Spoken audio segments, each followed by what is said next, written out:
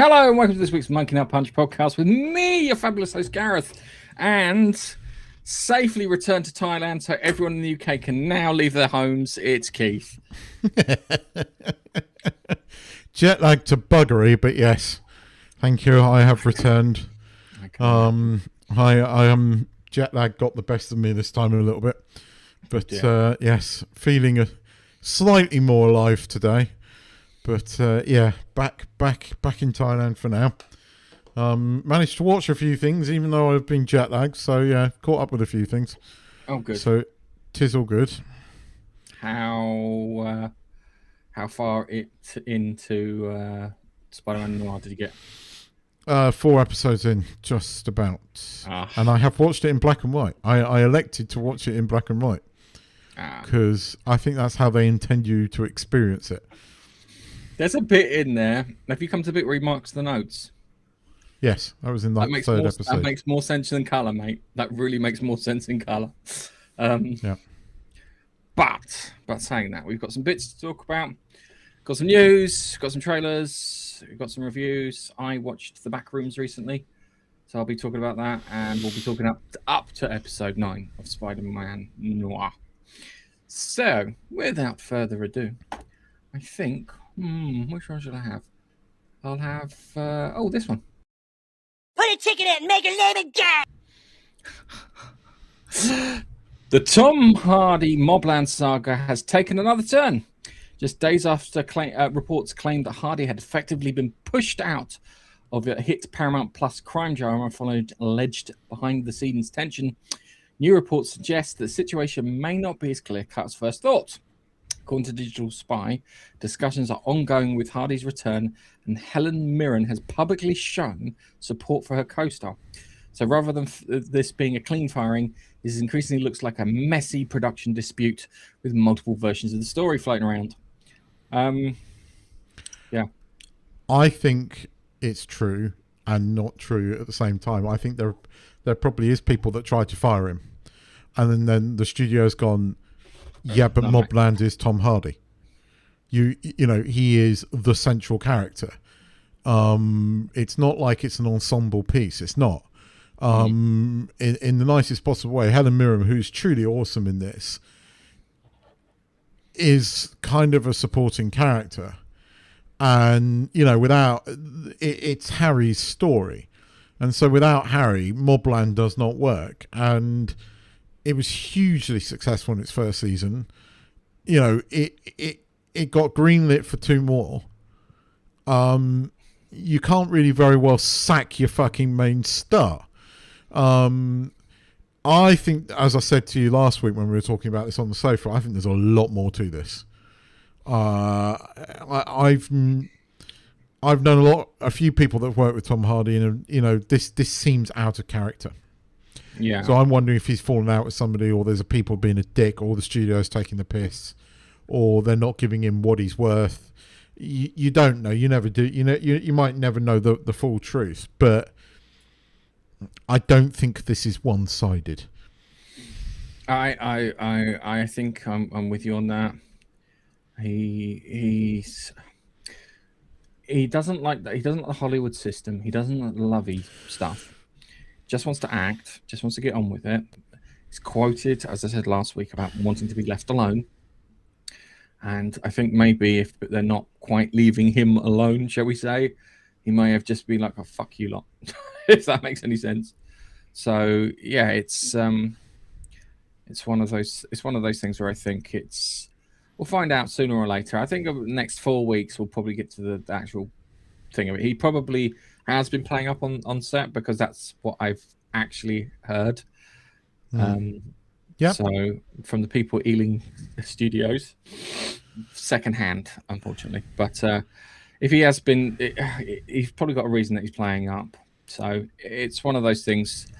I don't think they want to. One, if they get rid of him, it torpedoes the show. Yeah. Yeah. So the whole thing just goes down. No Harry D'Souza, it doesn't work. He's the driving force. He may not. Helen Mirren is one of the most entertaining parts of it, but she's not the driving force behind it. Yeah, it's all about what Harry's doing. Yeah, she is a a supporting character in terms of, it's not her story per se. I mean, she is a protagonist, fucking evil one at that, a very good one. Okay, yeah, maybe, yeah, sorry, antagonist, but she's probably the she's not the first season. Sorry, she's not. It's you can't make this without him. I mean, I have separately heard the same thing about him because I spoke to somebody who's knows somebody that works at Ealing Studios as well, and they said similar things. But I think there's more to this, and the fact that this has come out, it didn't come out straight away. Yeah. What was interesting is there wasn't an immediate denial. So, I mean, that story of him being fired ran for about a week before this came out. Yeah. Yeah. So, I mean, this literally came out 1 week later. Now, that to me means that I think the initial report was true. And then somebody's stepped in. Yeah. And the fact they're going, he's in talks to return for season 3. Yeah. He would have been contracted. I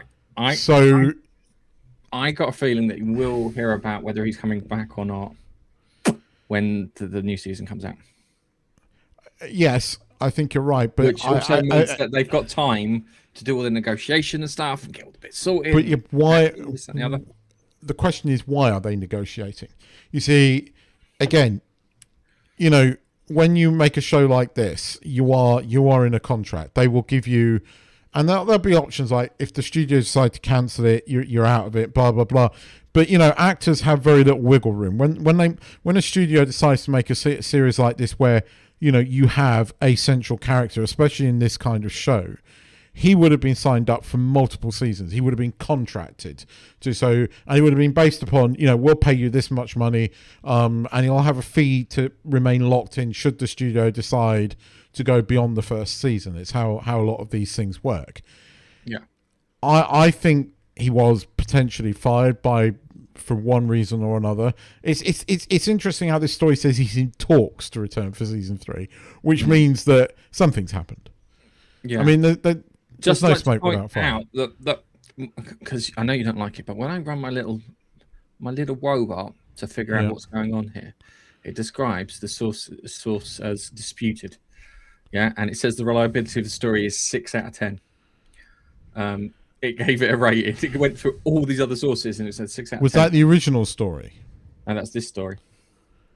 This has been reported again in multiple places on multiple sites to the point where I would say I think both are true. I think something has happened. I think the studio's gone, hang on a minute, we've already committed this amount of money. They've probably paid, they certainly would have paid Helen Mirren a buttload of money. They would have paid Tom Hardy a buttload of money because they're both big stars. They would have paid Piers Brosnan quite a lot of money, and what's his face that played the son, the guy from House of Dragons, Paddy Constantine. They would have all received really decent checks. So the studio's gone, you can't fire him because we'll lose money.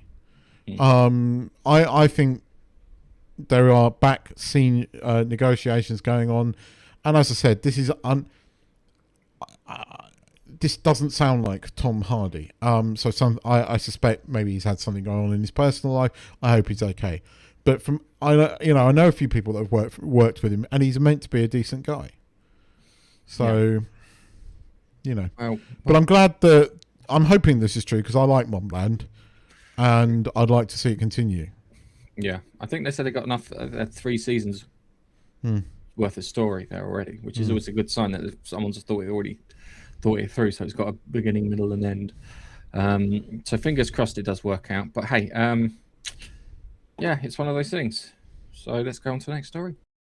Say, hold up, wait a minute, something ain't right. Sherlock Holmes adaptations are everywhere these days, but a new project is taking a different approach by putting the detective's greatest enemy center stage. A new series is reportedly in development, focusing on Professor James Moriarty, the criminal mastermind who spent more than a century trying to outwit Sherlock Holmes. The show is described as a fresh take on one of the most fictional and iconic villains ever. exploring the man behind the legend rather than simply using Holmes' name and simply use.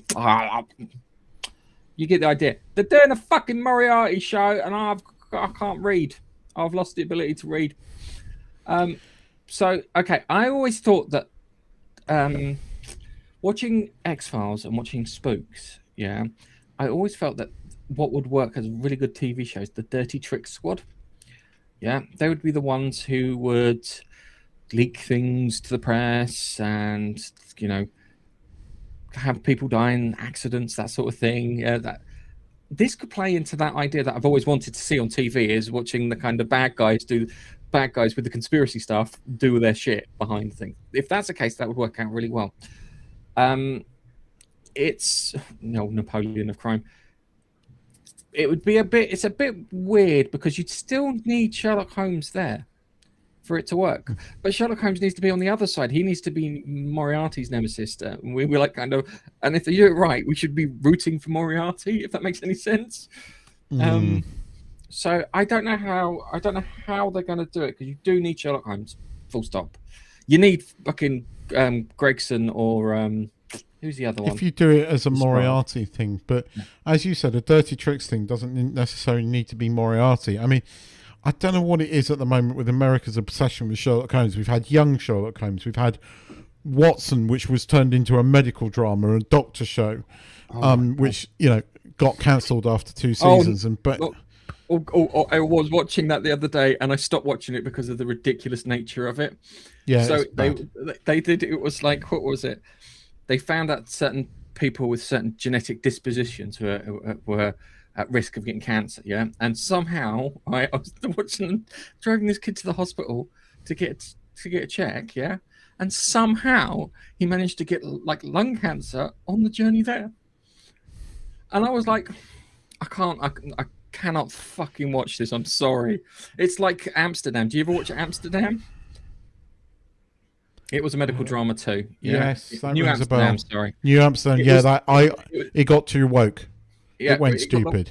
It was like someone got a brain tumor for being racist. Yes. I watched the clip of that, and this is bollocks. I had to find the episode, watch the episode, and then find out it was fucking true. New Amsterdam first season was good, then it went stupid, and got too woke and silly. This Watson thing again. I mean, it was the first season. There was a voiceover, and it was Matt Berry as Sherlock Holmes, which I love Matt Berry, but he's not Sherlock Holmes, right?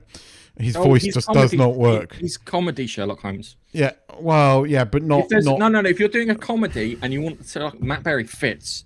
Yeah. If you want, but this wasn't a comedy. Stupid. It wasn't.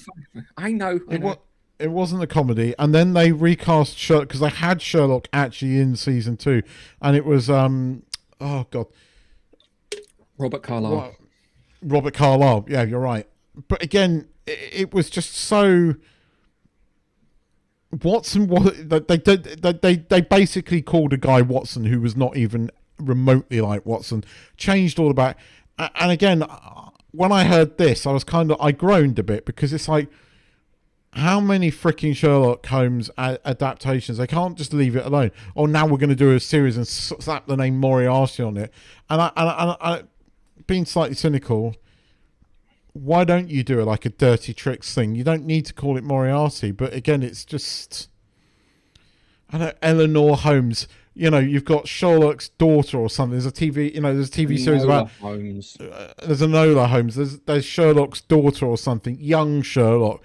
There was this Watson. I mean, there's been 5 or 6. I mean, the only one that I'm actually interested in seeing is if they brought it back good again, would be the BBC's Benedict Cumberbatch Sherlock. But it would have to be good again, and it was not good mid season 3. Right, so you had the Toby Jones episode, which I thought was fucking brilliant. Which was the only good one in season 3. Yeah, and that was I have to put my hand on my heart and say I loved that episode. I agree with you. Toby Jones fucking owned that, and he made it properly work. But see, I mean, having rewatched season 4, it's dreadful. And it was, what do you call it?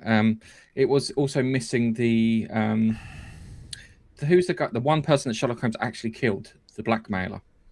What was his name? Milverton. In the TV show, Augustus? he kills him. No, in the book he killed. No, he doesn't. No, he allows him. Okay, all right, no, no, he doesn't. sorry. He takes the blame for it because the woman kills him from behind the curtain. Yeah, Milton. Oh, what was it? Charles Augustus Milverton is in the book, but in this he was slightly. It was the guy that they had Augustus Magnuson, who with the vault where he kept. But Milverton, Sherlock, his crime is not to act. He allows it to happen. He allows the woman to kill him, and Watson is appalled, but eventually understands. Because there was just no other way. The crime was that he did not act. Yeah. So. And the story, funny enough, is called Charles Augustus Milverton. That's the name of the short story. It's brilliant. One of the best. Is it called Charles Augustus Milverton? Yes. I think it is. I think the actual short story is called Charles Augustus Milverton. I think that's that because, again, it was the power of it. Confirm that, but I think it is, if I remember rightly. All right. Anyway, but saying that, is it Andrew Lincoln? Yeah, not Andrew Lincoln. He's the guy from Walking Dead. Oh, Andrew. Yes, I know who you mean. Yeah, if he's playing Moriarty, might work. The downside is he can't do it inside the Sherlock Holmes universe because he's technically been killed.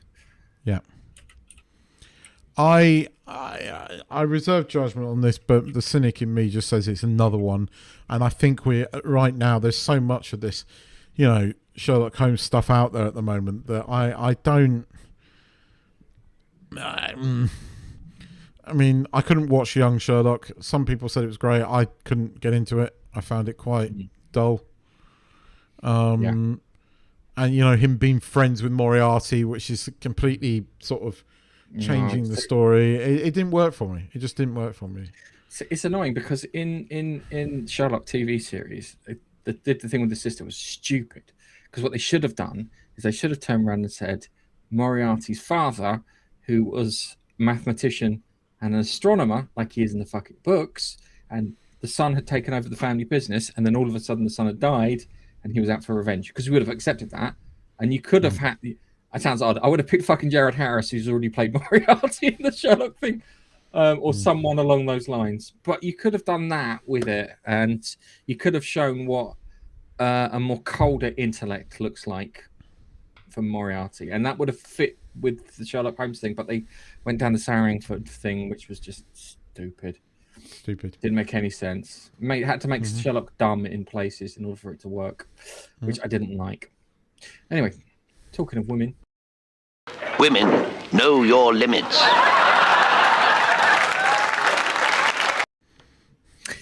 The internet has once again has cast Black Panther 3 before Marvel has. Fresh rumors circulating Marvel Studios is looking at Damson Idris and John David Washington as potential candidates to play the major role in Ryan Coogler's next Black Panther film. The obvious assumption is that fans immediately jump to one question: why are we talking about recasting T'Challa? They killed him off. The short answer, nobody outside of Marvel seems to know. The long answer is that Damson Idris is now addressing speculations whilst carefully avoiding confirming anything. Now, Doomsday's coming up. If you're going to throw Black Panther in, a new Black Panther, that's when you do it. They should have recast. What's his Mish's part, because I don't want to sound rude or anything. His sister, that the actress seems like she's all right, but she does have noodle arms. She was good as his sister character in the first one, but again, Black Panther was a boy, and they basically hijacked it was disingenuous, right? They go, we can't recast him out of honor to him. Right, but it wasn't. It was absolute bullshit. You just wanted to put a woman in the lead role, and it was your whole, putting women in front and center in every Marvel movie, and it had nothing to do with honoring what's his face. That was just a nice, neat excuse. and it was like it was the MCU, Yeah. and it was bullshit. And they made what was an interesting character into an irritating character. True. It's I do find that mad, and it's weird because they recast Rhodey from Iron Man 1 because Terrence Howard's gone fucking nuts. Yeah. Let's see the space engine in Terrence and your new form of maths. Oh, it's not that. It's because it's bollocks, mate. Go away. So it's but saying that, they could have recast them, but you're right. They've done this time and time and time and time again. Shang-Chi was a great example. You had a great opportunity to do a Marvel martial arts film. Yeah. Didn't need to put any superhero things in. All I said, as I said before, could have had it. So meets his father, the Mandarin, yeah, and he's got to fight like a fucking 100 men before, because he's a superhero. He can take down 100 men. So you should take down 100 men with his fucking bare fists, which would make him one of the hardest paid people in the Marvel universe. He gets to, I can't remember what's the assassin's name that's supposed to be like his dad's bodyguard. He gets to him, yeah, and the assassin just turns around, looks at him, looks at what he's done, and then just steps aside and goes, "Go on, have at your father." And then Dad turns out, and then you can have your special effects shit, yeah, because he's got the fucking rings and whatnot. And he should have been called the fucking Mandarin, yeah. The whole point of Marvel Studios was to make Marvel Studios properties look like fucking Marvel Comics. That was always the point. That was the whole point of it, because he said, when you ever put these things on screen, everyone seems ashamed of what they look like, yeah. And Marvel has forgotten that. The thing that's made them, the thing, the bedrock that they are built on, Marvel Studios, is that. And they were too ashamed, which is stupid. But hey. Agree. No, I mean, I totally agree with you. But I mean, they're going to reset it. Interestingly, like Secret Wars is literally meant to come out a year afterwards, and we've heard nothing about that. I mean, they're meant to have already filmed that as well. I mean, they were filming both of these films back to back. That's I think they're going to do a massive reset. Keith, I think they haven't got a fucking script for either one of them. Again, it's Disney are fucked at the moment. I mean, Star Wars, The Mandalorian. I mean, it's done better than some people predicted, but it's still the lowest performing Star Wars movie of all time. But it did have a relatively low budget when you compare it to the others. The one that I'm more interested in Starfighter, which comes out a year this week, in a year's time, because at least that's something original, and see what they've done. But again, I'm really gutty, because there were a time when I used to get really excited about Marvel movies, and I should be really excited about what's coming up. I really am not. I'm excited about Spider-Man 4, but that's because it's Spider-Man, not because it's Marvel. It's because it's Spider-Man. It's the same with Batman too. You're not excited because it's DC. You're excited because it's Batman. They're the two properties that can pretty much stand on their own. Yeah. Which is annoying for them, for the studios, especially considering bloody Sony own Spider-Man, which I think is probably panning out for the best. But saying that, that's coming out soon. It's July, is it? So not that far away for Spider-Man coming out. So that's going to be interesting. But coming back to this, if they're going to recast Black Panther, they're going to do it soon to fit in with their multiversal blah blah blah stuff, so they can put the X-Men and squeeze the whole universe together to make one coherent Marvel universe. So if it's true, it's true. But my little robot says 3 out of 10 for certainty. I'm still going with my prediction of, you're absolutely right. In Secret Wars, they're going to combine all the universes into one, and you'll get something like at the end of Secret Wars, you'll get the Avengers and the X-Men will be back in Avengers versus X-Men. That's what they're going to do. That's where they're going. They're going to do that comic. I think that's what they will do next. But I'm hearing a lot of good things about Spider-Man. There's a lot of people. Apparently, people have seen it. love the film, hate the ending, which means they're going to kill him, and bring him back. But apparently, up until the ending, it's really good. Okay. So we'll see. We'll see. Right. Okay. Well. Tim Curry. I'm escaping to the one place that hasn't been corrupted by capitalism. Space! Fucking love that.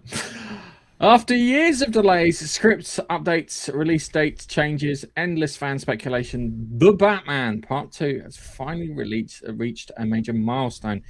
Cameras are rolling. Set photos and videos have emerged from Liverpool, England, showing the production underway on Matt Reeves' long-awaited sequel to 2022's The Batman. For a film that has felt permanently stuck in development, this is a genuinely tangible sign that Gotham's next chapter is actually happening. Given all the fun that's happening with Warner Brothers too, it might the other way might have happened too. So I knew about this last week, but I couldn't find a story on it because again, I was down the pub with somebody, and they know someone that works Pinewood, and they had begun work a couple of weeks, but it's actually been shooting for about 3 weeks, but it hadn't been announced, and I couldn't find a story on it last week, and then this came out. So yeah, it's shooting at Pinewood as well. But yeah, I can't get overly excited about this because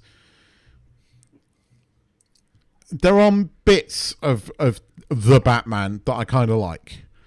yeah, But in this, you've got this whole what the fuck is going on with DC? I mean, it's still fucked. I mean, Supergirl is probably going to flop hard, and that's out in a couple of weeks' time as well. So and then you've got this. I'm not really looking forward to Superman World of Tomorrow, Man of Tomorrow, whatever it's called. Because as much as there are elements of Superman I really like, the saving people part, which you liked, I still think that film is a shocking mess. And a convoluted bunch of BS. And actually it does not play well the more you watch it. DC is screwed at the moment. That bit, there are elements of the Batman I liked. Some of like the hints at like Batman Returns. There are a few things in there, but you know what I really didn't like was the car chase with the Penguin. yes, I get that. Not Batman. He killed about 60 people on that fucking freeway to get the Penguin. Batman would have let him go. He would have let him go and have caught him another way. He really would have. And I don't get why they thought that was explosions. That's not what Batman does. Batman punches criminals really hard and threatens to drop them off buildings. He doesn't do explosions. The bad guys do the explosions. The certainty level on this is 9 out of 10. So, oh no, I know it's filming. I know it's filming. I know. My little robot turned around and just told me it's 9 out of 10. So because as I said, I was down the pub with somebody who I kind of know the person they were talking about as well, but I haven't seen them for years. But I knew they worked here. They are working on the Batman 2. Because I said, oh, you shouldn't have told me that because it hasn't been announced yet. Because, I'm sort of... And it hadn't. So I couldn't find the story on it last week. But yes, it is very much filming and has been for about 3 weeks. Cool. Because it's... it's one of those things where I wasn't a fan of that. Batman just seemed crap in it. Just genuinely seemed crap in it. And it was like it's crap man, not Batman. And I'm just like kind of the bit with it, but it's just so many. It's like he's new on the job because even Batman would have kept to the shadows more in those early years. Yeah, the bit where he's fighting the people on the subway station. One, he should have taken them down quicker. But okay, he's new. That's the bit where I'll get.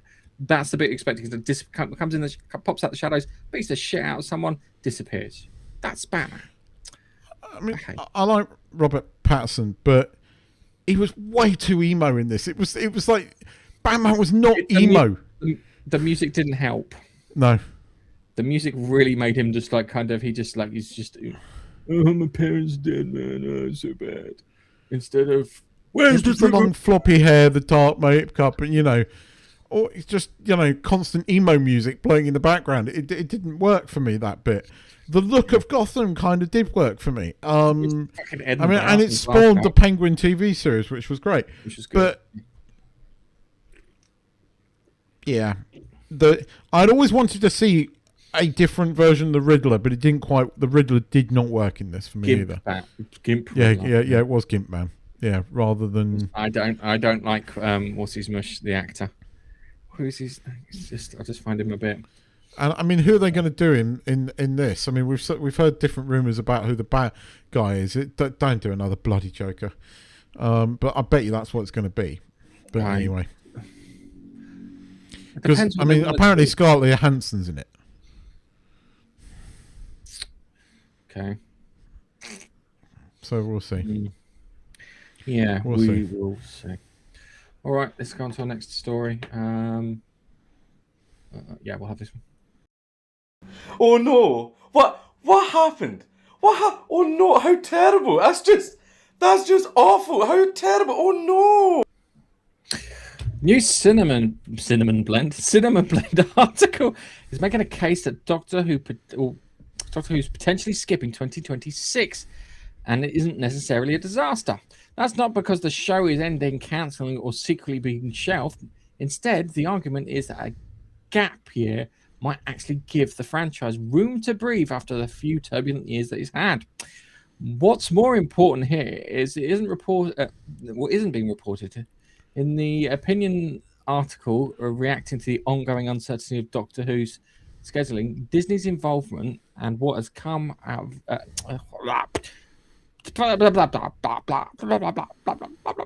We're not getting a Christmas special, which is I'd just like to say. Fucking called it. Because loads of things. Yeah, oh, you say, oh no, it's going to happen. It's not. No. Right? I mean, even but Doctor Who Confidential were trying to make out, oh, it's going to happen. It's going to, it's not happening. Trust me, they would have filmed it by now. It's bullshit that they're filming in October. They don't. They film a long way out. Like to point out that the Peter Capaldi one was done in October. I know, but this ain't happening. If we sit down on Christmas Day to watch Doctor Who, I will do a forfeit. But I am willing to bet that it is not happening because no one's interested. No, it's fucked, right? I mean, the Metro ran the story, then the Independent covered it. I mean, they're making out like it was from the Sun and everything else, and I get there's always tabloid stories, but we would have had something by now. I mean, I think they've been trying to ship it to somebody, and they're just not, they can't find a showrunner. Because you can't have Russell T Davies come back and write another season. I mean, he is the sole fucking reason the Disney deal fell through. And personally, I think there's probably a lot of people going out there, why is he coming back to write a Christmas special? Because he completely fucked the ending. I reckon Shooty Gatwell's in that group too. I would agree with you. I think it's funny how so many doctors had a falling out with Russell T Davies, and the only one that's never done that is David Tennant. That's two. Mm-hmm. That's 3 out of the 2. 2 out of the 3 that I think him and had a. But then there's things I could speculate around that. Yes. So I don't think it's happening. I know that Doctor Who Confidential is not confidential. That channel with the. I know they're desperate for it to be because content. It's done. And it's sad because I don't know if you ever watched Clever Dick Films finally released their Peter Capaldi study. It was really fucking good. It reminded me how really fucking good Doctor Who used to be. And it's kind of like it reminded me how really good Peter Capaldi was as the Doctor.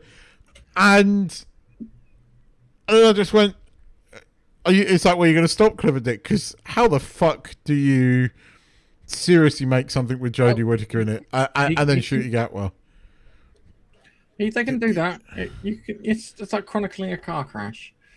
You know, still entertainment there. It was if you're into Doctor Who, Clever Dick Studios, and they've got a rundown of every single Doctor, all the way up to Peter Capaldi. Peter Capaldi's one, nice. The Peter Capaldi one was really good. He does it for free. He's demonetized because he uses all the clips, and it looks more professional than a lot of the shit that I've seen on the BBC. It's really well done. So if you've never watched, if you're interested in Doctor Who, interested in like the background information or like backstage info and stuff, or just like it's an essay. It's an essay. It's a love letter to Doctor Who. The David Tennant one was really good, and the Peter Capaldi one was really good. Matt Smith one was really good. They feel like they're proper TV documentaries, well worth watch. Clever Dick Films on YouTube. Yeah. Yes. But yeah, I included this because it was big news last week, and lots of people trying to deny it, but the BBC haven't denied it. BBC haven't put a denial out. Nothing. So yeah, there you go. Time for the comments. Hi, Chuck. Yes, you're number one. Let me just check to see if you're actually number one in the streaming thing.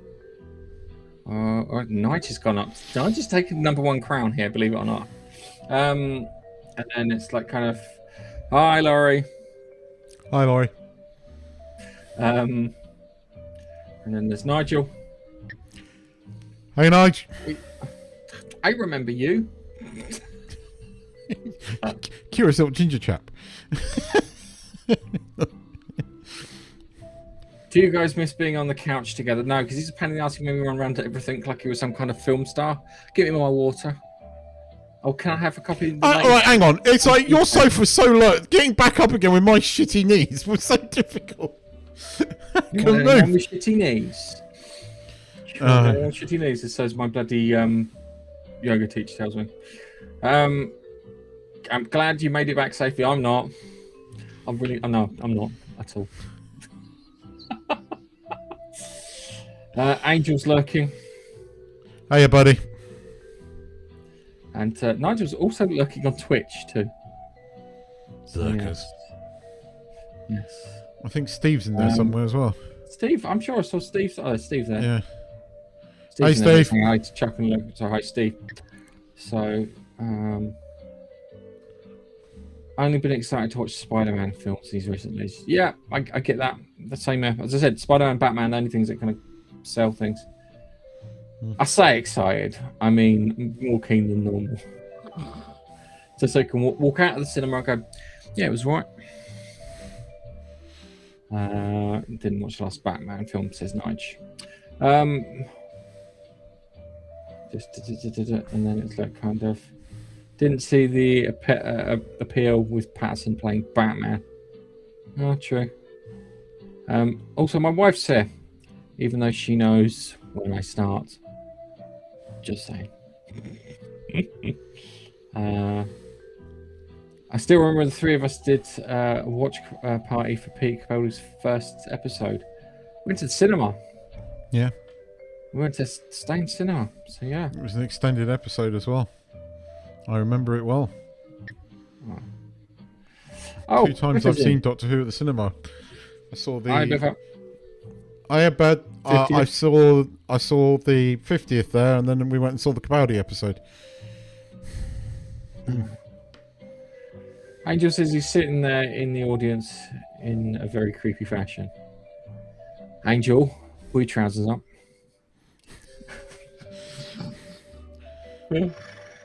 FYI, before you guys use the Mac Mini, check the audio levels with your streaming software. It seems to be low compared to your clips. Yes. Yeah, I noticed that. I was trying to balance it out in Audition and it just didn't happen, so I just left it. Because Keith was fucking loud. And I was quiet. But yes. And on that note, we've got some trailers. we have 2 trailers to watch. There were a couple of other trailers, but I decided not to watch them because last time we kind of watched the ones from Amazon. Yeah, no, fuck you, Amazon. Which one were you going to watch from Amazon? Boys. The Vought Rising one. Yeah. So we got this one here, which doesn't interest me one bit, but will you? The thing is, you're a bit of a Matt Smith then, and he is fucking good at this.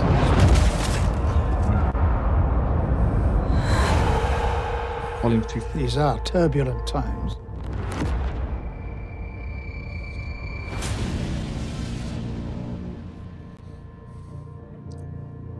Rhaenyra is coming.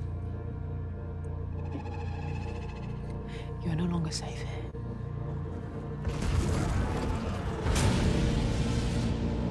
Their defeat is written. We'll secure the city. Without further bloodshed. The Queen has many dragons. But her subjects do not feel safe, nor should they. I see you have been merciful. But the crown is a weight that crushes. You'll do things that spell death for all involved. Little by little. Bite by bite. We are exposing her as weak and unsuited to rule. My enemies have been allowed to muster their strength. She'll certainly fail. And we raise our own throne. In a war, all suffer.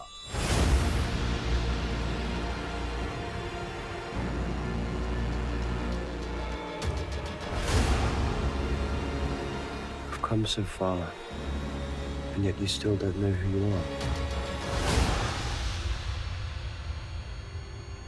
Have you not betrayed your queen? Bring Aegon, the usurper, to me.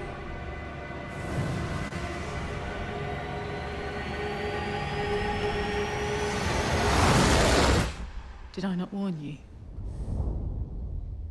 that you would come to this?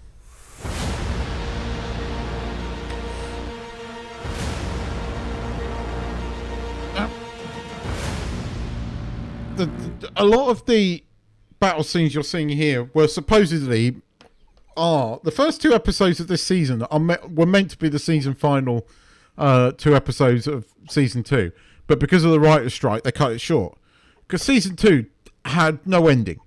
It finished on what felt like the penultimate episode before the big fuck off season final battle, which we never got, right? And a lot of that is what you're seeing in that trailer. And then so again, you're going to have a problem with this season because you're going to have 2 fucking massive episodes, like big blowout episodes, big fuck off battle. People are going to die. People, Dragons is going to get killed, and then it's just going to go bleh, because you're then going to get that start of where the 3rd season is meant to start, and then you build up to the kind of Siege of King's Landing. So, yeah, I'm looking forward to the episode that we should have fucking got at the end of season 2. But I wonder how people are then going to take that, because it's going to drop in the middle. It's going to do that. But we're going to get 2 massive episodes. So, yeah. That did look quite good. Matt Smith is really good in this. He is. You never know if he's good or bad, and I like that. I like the ambiguity of it. And he was genuinely really well cast in this. The fucking what's her face? Not the it, because she's not a lesbian. Apparently she's an it. She's a them. the other queen, the not queen, she really annoys me. But she's going to die soon, spoiler. So that will be good. And her terrible children as well. Yeah. I mean, spoilers. This is a prequel to Game of Thrones. They all fucking die. So, I thought just saying. It's where it's going.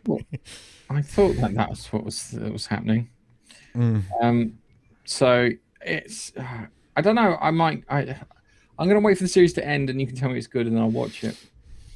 I don't want to invest Season my time 1 was in it. amazing. I mean, Paddy Considine in season 1 was just standout, brilliant. Season 2 didn't end, and that's the problem with season 2. It was building to something that never happened because of the writer's strike. Yeah. So, I you're going to get that sort of conclusion to season 2 at the beginning of this season. So it's going to be interesting. We shall see. Yes. What? It's hard to believe what's not waiting for me. Someone I lost. Someone special.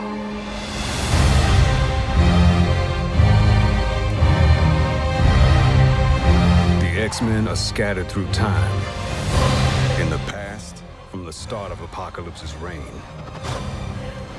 to the future at the height of his rule. The X-Men. I must strike them at their most vulnerable. The 1990s. Jeez, could have at least bought me a drink first.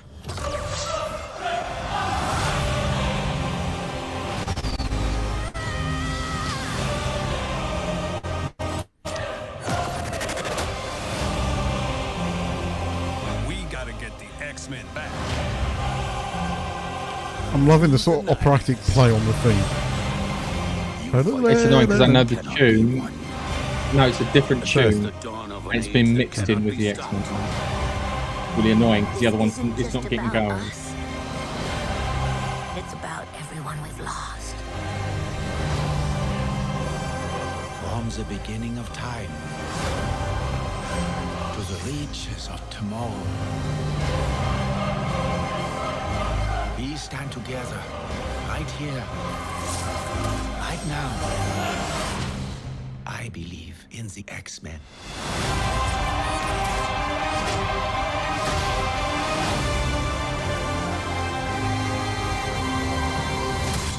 We're back, baby.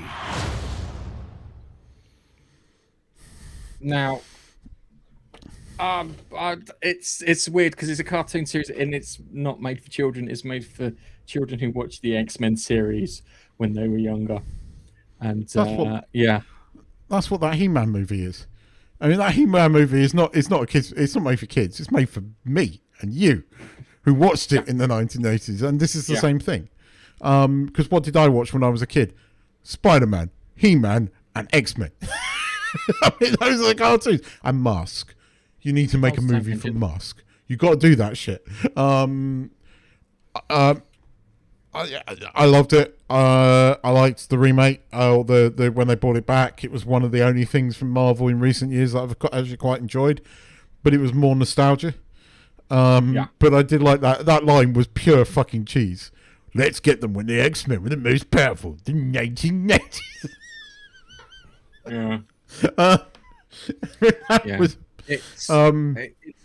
I find it annoying because Apocalypse is one of the really good bad guys, and it's never really been done justice. That's the thing. It should be, and it's if you do it right, it should always have Sinister turn up before Apocalypse as his little kind of thing. And so the wind is blowing my curtains, but yeah, I like. I think I'll watch it because I'm a nerd like that. Yep, I'll watch it with you. It looked good for me. I know the other trailers that you were talking about. There are a few good things coming up. As I said, I'll look forward to this. I'm really looking forward to Masters of the Universe. I've heard a few reviews and people said it's just fun. If you're a child of the 80s, it's just fun. So I'm kind of. It's out next week. I am going to go and watch that. Yes, I am going to watch that. I'm going to book my tickets as soon as they're available. I'll even try and persuade the wife to come along. Yes, I've already roped a friend in to come watch it with me. What was I going to say? I was going to say, do we talk about the back rooms first, and then we'll do? Yeah, because I don't know what you're talking about. The back rooms. Yeah, I don't know what that is. We watched the trailer a couple of weeks back. Can't remember. What was it? All right, so I'll give you. Right, so he has made more money than Mandalorian and Grogu in his first weekend. Well, that's not exactly shocking. On a budget of $10 million. Wow. It's a movie, not a TV series. It's a movie, yeah. It's based off of YouTube's analog horror series called The Backrooms. And it just started off with, I think it was a post. Started off with a post of this, I think it was like a furniture store. And in it was empty and it just looked odd. So it had that kind of uncanny valley feeling to it. And I cannot say the guy's name. He was in Serenity, played the bad guy. And it was absolutely brilliant. He was in Kinky Boots. Yes. 4 or something. Yeah. Yep. He's like the kind of the main character in it, and it's just like kind of he's running this furniture store. He's in therapy because his life's gone to shit and this, that, and the other, and he goes down to the basement level and manages to fall through a wall. Yeah.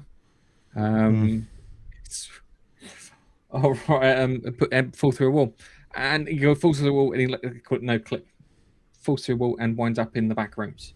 So he starts exploring it left, right, center. Then he tells his therapist that he's found this place, and she's like, "I know you're talking bollocks," and he's like, "No, I'll prove it to you." And da da da. So he gets his deputy manager and her boyfriend, who's like a film student, to grab a video camera and go down there. Now there's a sequence at the beginning that's done on a video camera, which is fucking brilliant, and I loved it. Yeah. The amount of tension and stuff that it managed to get across in the short time that it was shown was fantastic. Anyway, gets the guys back in for the middle part of the film, and they they have some fun because there's a few bits in the back rooms where if you go there's like a really steep corridor thing. So if you go down it tries to come back up it a bit remote, and there's something lurking in the back rooms, some creature somewhere, and it's great because they're running around the middle bit. They're running around the back rooms, and this guy runs into this room. And there's like a Christmas tree in it. And there's a couple of shadows in there. I'm not joking. We could hear everyone was screaming in the cinema when this thing happened because they saw these things move in the background. Ah! Absolutely brilliant. And then the therapist then goes to investigate because it's not not anything happened. And she goes into the back rooms.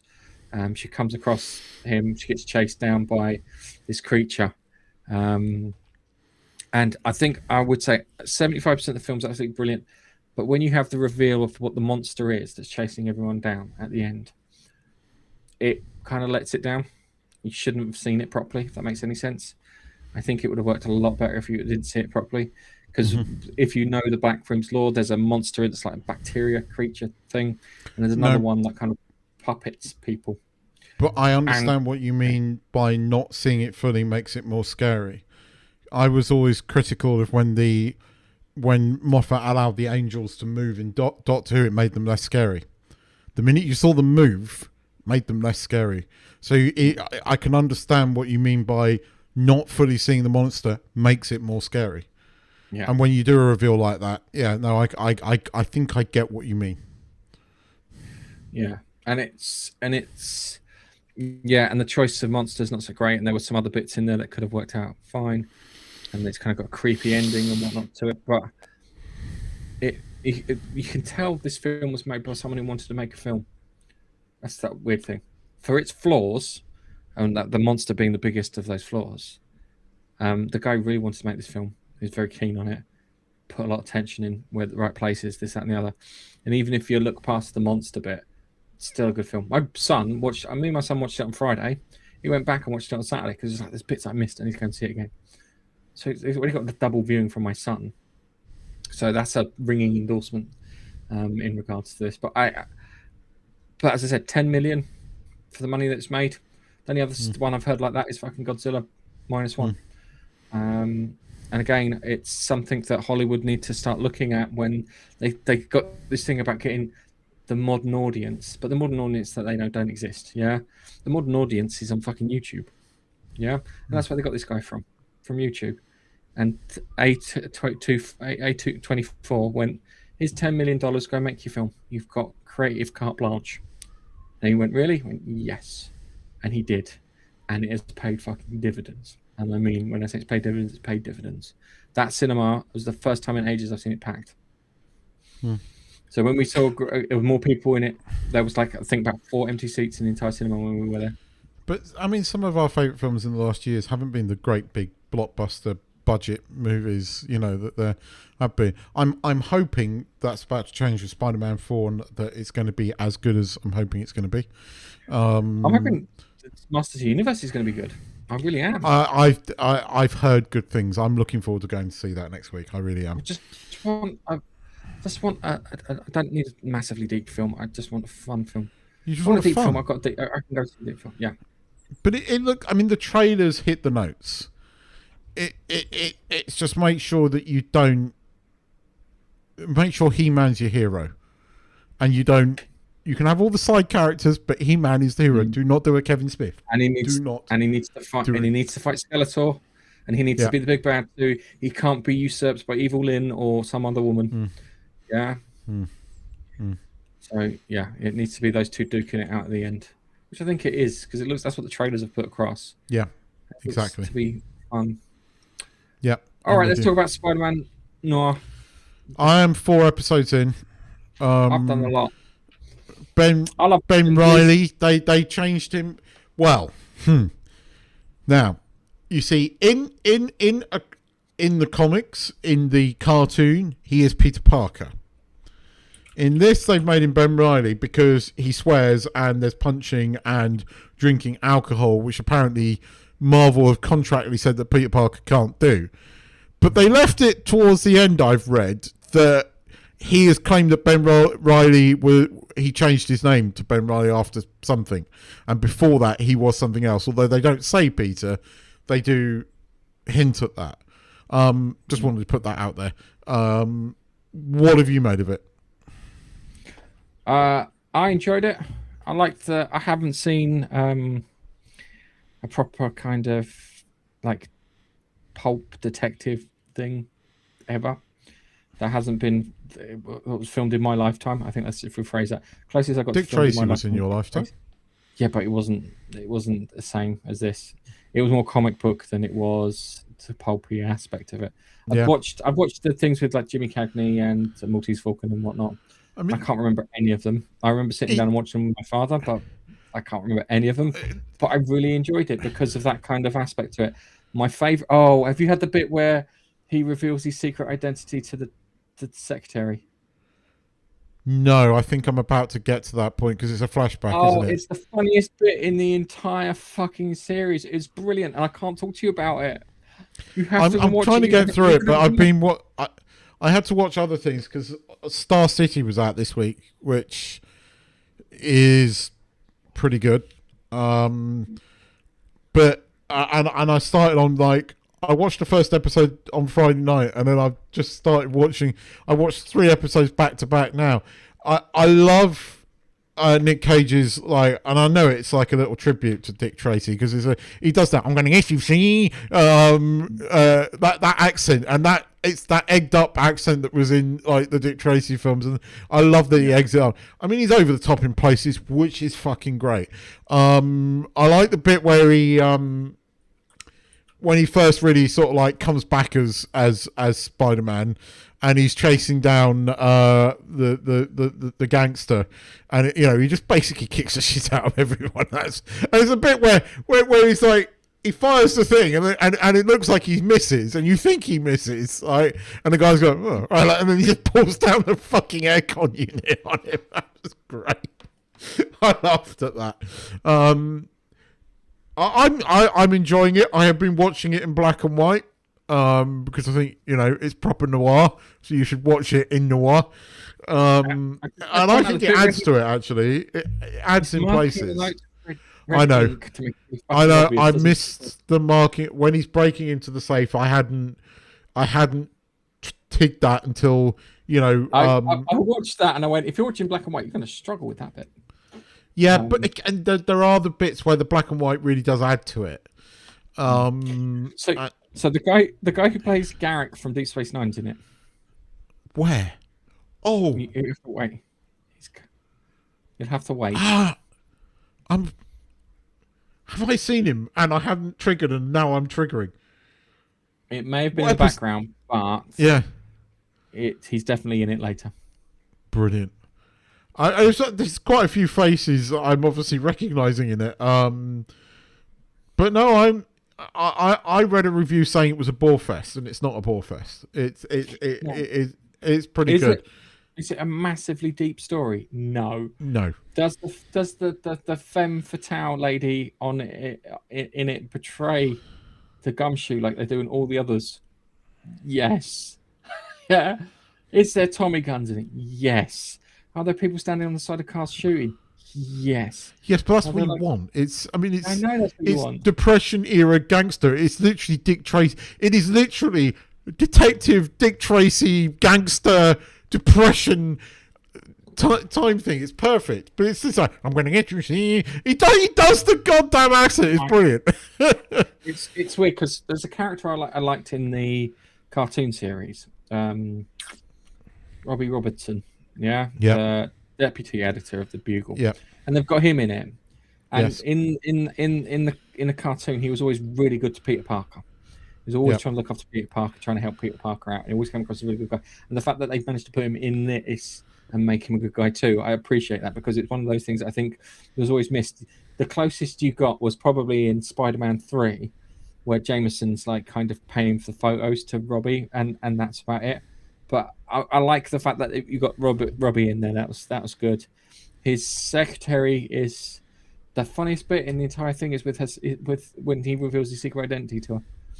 You'll get there and you'll be like, I laughed out loud when I saw it. I'm thinking about it. It's making me laugh out loud. I really want you to watch that because you're going to message. I'm getting through it now. I'm going to carry on watching it because I'm just not going to sleep until like 2 a.m. at the moment. Jet lag is really fucking me. So I'll watch another episode before I go to bed. But I am genuinely enjoying it. I'm enjoying it more than I thought I was going to when I read the reviews. I shouldn't listen to reviews. I was right in the first place that Nick Cage was great. It was going to be great in this. And Nick Cage is really good in this. And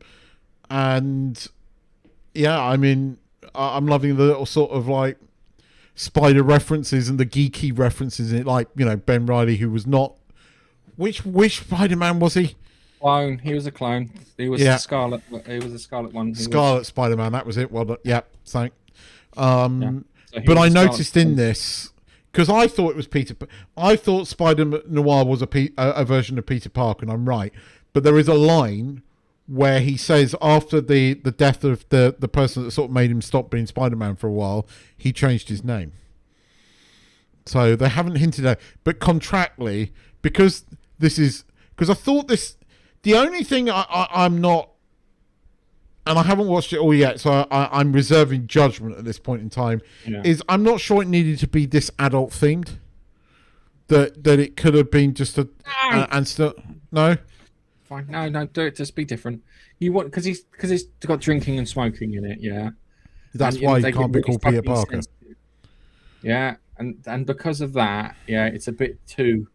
Ooh. Yeah, there's I know that. Throat slashes and biting and bits in there. Oh, there's definitely a throat slash or two in it. That and again, that kind of works in black and white. Oh God, there's a bit where there's a bit where Spider-Man does something really stupid, and then you realise that he spent the last 2 days drinking heavily, and then someone else then steps in and does what you were like, yeah, that makes sense. Which is quite good because it was like kind of, dude, don't do that. You know it's not going to work. And then it's like, why is he not? Oh yeah, because he's hit. He's been drunk. He might still be drunk.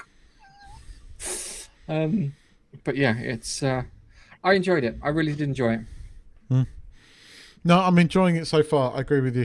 As I said, the thing is, I had a lot to catch up on, so I had a lot of Apple TV stuff to catch up on. There was the last episode of For All Mankind. I didn't really rate season 5 of it, but Star City's started interesting. Who is that?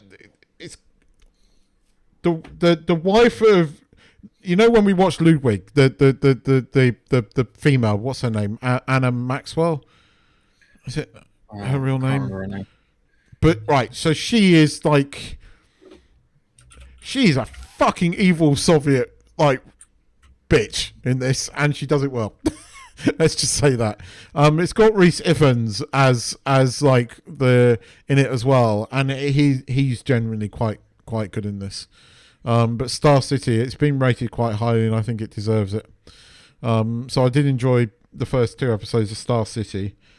And then there's a few other bits and pieces I had to catch up on as well. So I'm getting through it all.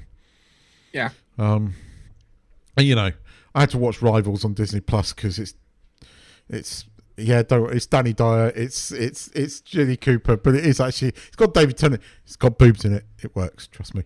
But Danny Dyer's quite funny in it. It's not got Danny Dyer's boobs in it.